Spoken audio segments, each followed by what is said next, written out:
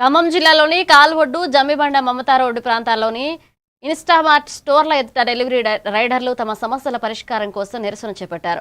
Petrol భత్యం, ప్రయాణ దూరానికి తగ్గిన పారితోషికం, రద్దయిన ఆర్డర్లకు చెల్లింపు, వర్షాకాల సర్ఛార్జీలు, అలాగే హెల్త్ ఇన్సూరెన్స్, తాగునీటి సౌకర్యం వంటి డిమాండ్లను వెంటనే పరిష్కరించాలని యాజమాన్యాన్ని కోరారు. సుమారు 200-250 మంది రైడర్లు జీవనోపాధి దీనిపైన ఆధారపడుతుందని తెలిపారు.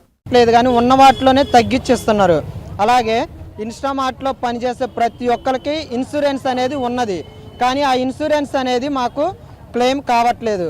ఎందుకంటే ఈరోజు యాక్సిడెంట్ జరిగితే వాళ్ళు గత వారం రోజుల్లో నువ్వు డ్యూటీలో ఉండి యాక్టివ్గా ఉండి చేసినవా లేదా అనేది చూస్తున్నారు. కానీ ఆ గత వారంలో ఒక్కరోజు నువ్వు డ్యూటీలో లేకపోయినా కానీ నీకు ఇన్సూరెన్స్ అనేది క్లెయిమ్ కావట్లేదు అనే డిమాండ్ ఒకటి ఉన్నది. అది తీసేయాలి.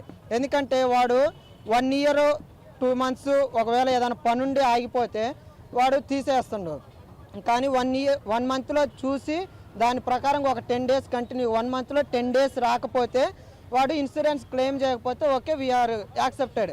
కానీ వాడు యాక్సెప్ట్ చేయట్లేదు. 1 డే చూసి మాకు క్లెయిమ్ అనేది చేయట్లేదు. మధ్యాహ్నం టైంలో ఫోన్లు ఇచ్చేపోతే మాకెంత కోపం వస్తుందో వాళ్ళకు కూడా అంతే కోపం వస్తుంది.